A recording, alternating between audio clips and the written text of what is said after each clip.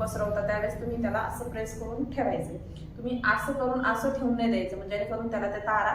Videos पहा तरी सुद्धा मी तुम्हाला काढून दाखवते. त्या या प्रकारच्या असतात. त्या दिसतात की नाही मला काहीच माहित नाही, पण त्या अशा असतात.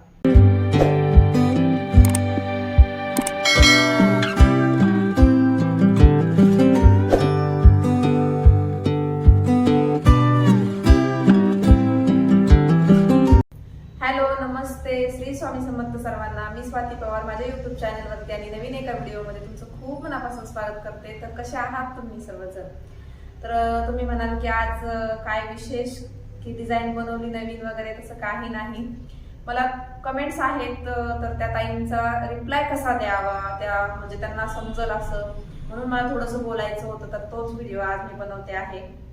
तर विषय असा आहे की आपण जेव्हा रंगोली मॅट तयार करत असतो, जेव्हा आपण फर उलन भरत असतो, चिटकवत असतो, त्यावेळेस ग्लू गन मधून एक्स्ट्राचा जो ग्लू आहे तो बाहेर येतो खूप जास्त. म्हणजे आपण त्याला, म्हणजे ही समजा ग्लू गन आहे, ठीक आहे, तर ही ग्लू गन जेव्हा आपण अशी ऑन करतो त्यावेळेस ती चालू असते, आणि ज्यावेळेस ती चालू असते आणि ज्यावेळेस आपण ते काम करतो, ऑन असताना ते आपण काम करतो, आणि त्यावेळेस आपण त्याला इथे असं प्रेस पण करत नाही, ठीक आहे, असं प्रेस पण करत नाही, अशी बाजूला साईडला ठेवलेली असते तरी पण त्याच्यामधून ग्लू बाहेर येतो. हो, माझ्यासोबत पण असंच होतं.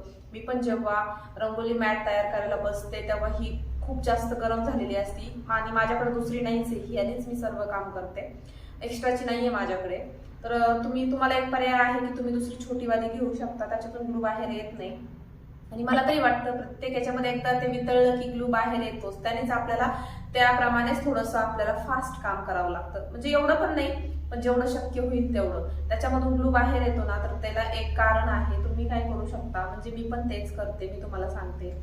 आता मी तुम्हाला सांगते की त्याच्यामधून जो ग्लू बाहेर येतो ना, त्यावेळेस मी डिझाईन बनवताना, आता समजा ही डिझाईन आहे आणि याच्यात बनवताना ना, जेव्हा तो ग्लू असा बाहेर येतो ना, तर मी काय करते, थोड्या वेळासाठी त्याला जोरात प्रेस करते. कसं तुम्ही माझ्या व्हिडिओमध्ये सुद्धा पाहिलं असेल, किंवा मी म्हणजे अजून व्हिडिओ दाखवल करताना, तर तुम्ही पहा, हे समजा गरम झाली आहे आणि याच्यामधून ग्लू बाहेर येतोय, ठीक आहे. आता मी अशी लाईन माझी ओढून घेतली ग्लूनी, आणि आता मला फर उलन चिटकवायची आहे. तर मी चिटकवताना असंच करून असं ठेवून नाही देत, मी काय करते, त्याला प्रॉपर असं केल्याशिवाय त्याला जोरात दाबून असं त्याचं मुंडकं मोडते. म्हणजे इथे काय करते, त्याला प्रेस करून असं हे करते. ते केल्याने काय होतं, त्याच्यामध्ये थोडासा स्थिरपणा येतो, म्हणजे लगेच ग्लू बाहेर येत नाही, आपण व्यवस्थित पुसतो ना म्हणून. आणि काही जर तुम्ही काय करत असाल, असं लावत असाल आणि असं ठेवून देत असताल, मग असं लावून केल्याने ना, असं ठेवल्याने ह्याच्यामध्ये जो ग्लू असतो आणि इथे जो चिकटलेला असतो, त्याच्यातून ही अशी इतक्या अंतराची तार तयार होते, ठीक आहे. तुमचाच प्रश्न आहे की त्याच्या खूप तारा सुटतात. तर हो, तुम्ही जेव्हा अशा प्रकारे त्याला हे करता, उलन म्हणजे अशा प्रकारे जेव्हा तुम्ही कॅनव्हास म्हणा किंवा रेक्झिन म्हणा, त्याच्यावर जेव्हा तुम्ही ग्लू असा लावता आणि असं सहज बाजूला ठेवता, त्यावेळेस याच्या आणि याच्या अंतरामध्ये, कारण की इथं थोडं चिकटलेलं असतं ग्लू आणि इथे पण असतो, इथून निघत असतो आणि इथे थोडा चिकटलेला असतो. तुम्ही असं लावल्याच्या नंतर तुम्ही तो असं सोडून देता आणि इतक्या अंतरावरती मग त्याच्या त्या तारा तुटतात. त्या तारा खूप होतात मग इकडे.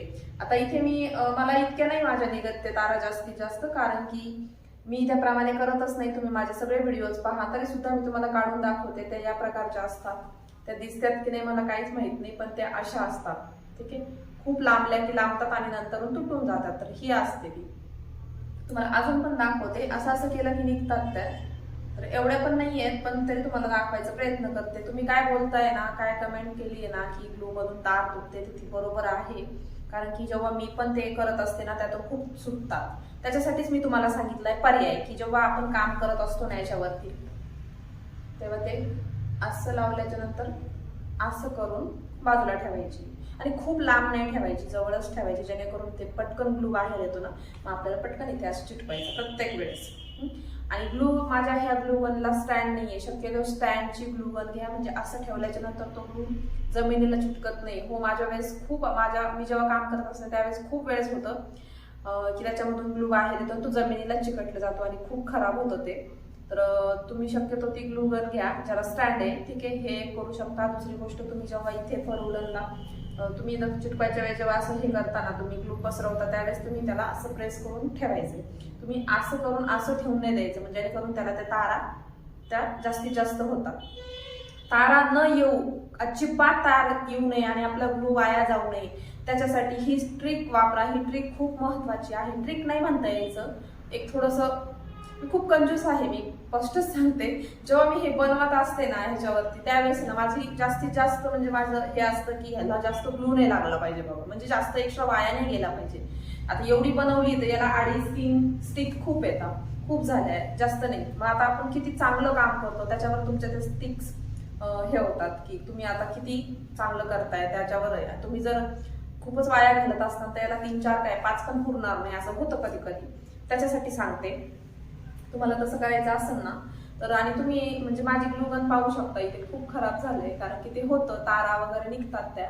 पण माझ्या तर मला वाटतं माझ्या जास्तीत जास्त मी सुटूनच देत नाही त्या तारा बाहेर, कारण की मी जेव्हा असं लावते ना त्यावेळेस त्याला असं करून ठेवून देते. मी एक नवीन व्हिडिओ बनवल दुसरा, मी आता फक्त तुम्हाला थोडंसं सांगण्यासाठी. आणि ज्या माझ्या मैत्रिणींनी मला कमेंट्स केली आहे, ज्या महिला आहेत त्यांनी केलंय की खूप, म्हणजे मला पण कळलंय की बाबा हा त्यांचा पण तो खूप मोठाच प्रॉब्लेम होतोय आणि एक्स्ट्राचा ग्लू वाया जातो ना, त्याबद्दल थोडंसं बोलायचं होतं.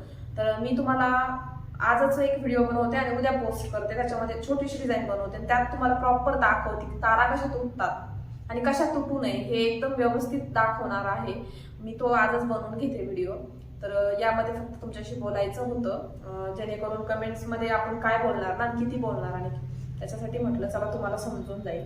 तुम्हाला कळलंच असेल की माझ्या पण याच्यामध्ये तोच प्रॉब्लेम होतो, पण माझा जास्तीत जास्त होत नाही आणि होऊ नये. तर याच्यासाठी माझा प्रयत्न असतो की मी तसं सुटसुटीत व्यवस्थित काम करावं. मी जेव्हा पण असं लावते ना त्यावेळेस त्याचं तोंड असं थोडंसं दाबते, जेणेकरून त्याला माझं हे चिटकूपर्यंत त्याच्यामधून येण्याला वेळ लागतो. आणि जे पण नंतर येतं त्यावेळेस पण मी थोडंसं लावून त्याला असं करते. म्हणजे काय होतं, म्हणजे त्याच्यातून जे एक्स्ट्रा येतो ना त्याला थोडी तरी स्थिरता भेटते, म्हणजे लगेच बाहेर ग्लू येत नाही. आणि खूप म्हणजे तुम्ही करून पहा ट्राय. दुसरी गोष्ट, तुमच्या त्या तारा तुटतात ना तर माझ्या अजिबात तुटत नाही, मी खरं सांगते. जेवढ्या पण तुटतात ना पण थोड्याफार तुटत असतील, ते पण का की तिथे वेळ लागलाय, थोडंफार इकडं तिकडं झालंय असंच.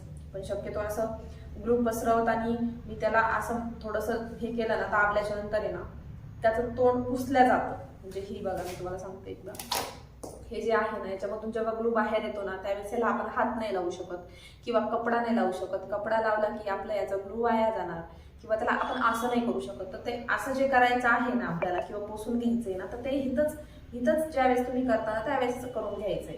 आणि ते केल्यामुळे ती तार पण नाही तयार होणार, आणि याच्या आणि याच्यामध्ये जी तार तयार होते ना ती त्याच्याच कारणाने होते की आपण व्यवस्थित गन इथे अशी पुसून घेत नाही. इकडे तिकडे पुसण्यापेक्षा तिथेच थोडंसं त्याला असं ट्विस्ट करायचं, जेणेकरून काय होतं त्याचं पण पुसलं जातं आणि त्याच्यातून जे इकडून तिकडं जे चिकटलं जातं त्यातून जी अशी तार तयार होते ना ती तार तयार होत नाही आणि आपला ग्लू जास्त वाया जात नाही. तर तुम्ही करून पहा आणि मला कमेंट करून सांगा की तुम्हाला किती फरक पडलाय. तर नसेल तर मी अजून सुद्धा तुम्हाला आहे ना एकदम व्यवस्थित छोटी डिझाईन बनवत, एवढीशी छोटीशी, त्याच्यावरती तुम्हाला डायरेक्टली दाखवून देईल की कशा प्रकारे तुम्ही त्याला स्टॉप करू शकता. याला दुसरा पर्यायच नाहीये, ग्लू तर येणारच बाहेर, कारण की हे गरम असतं आणि ही जी स्टिक आहे ती वितळल्या जाते. मग वितळल्याच्या नंतर ती जास्त फास्ट येणारच. तुम्ही असं दाबत नका राहू शक्यतो. त्याला जर मनाने थोडं येत असेल ना तर त्याला दाबायची गरजच नाही, त्यातच मॅनेज करायचं. आणि ज्यावेळेस येत नाही त्यावेळेस फक्त थोडंसं दाबायचं, असं करायचं. पहा कितपत फरक पडतो आणि मला कमेंट करून नक्की सांगा की हो ताई त्याला फरक पडलाय. आणि कारण की हे जे येत आहे ना त्याला आपण थांबवू नाही शकत. तर 2 कारणं आहेत मी तुम्हाला सांगितले, त्याप्रमाणे तुम्ही करू शकता. तर नेक्स्ट व्हिडिओ बनवल ना त्यात मी व्यवस्थित दाखवन. आणि हा व्हिडिओ तुम्हाला इन्फॉर्मेशनचा म्हणजे इन्फॉर्मेशनच मी सांगितली थोडीशी तुम्हाला. तर तो तुम्हाला कसा वाटला ते कमेंट करून सांगा. आवडला असेल तर लाईक करा आणि चॅनलला सबस्क्राईब करा. जास्तीत जास्त व्हिडिओ शेअर करा, म्हणजे ज्यांना पण असं कोणाला प्रॉब्लेम येत असेल तर रोल मॅट तयार करताना ग्लू गन एक्स्ट्रा म्हणजे ग्लू स्टिक जी वाया जाते ना किंवा त्याच्या तारा तयार होतात, असं कुणाला जर प्रॉब्लेम असेल, असं कुणाला जर अडचणी येत असतील तर त्यांना ते व्यवस्थित हे होईल, हँडल होईल व्यवस्थित, त्यांना ते लवकरात कळून जाईल की आपल्याला काय करायचंय म्हणून. तर जास्तीत जास्त व्हिडिओ शेअर करा. थँक्यू.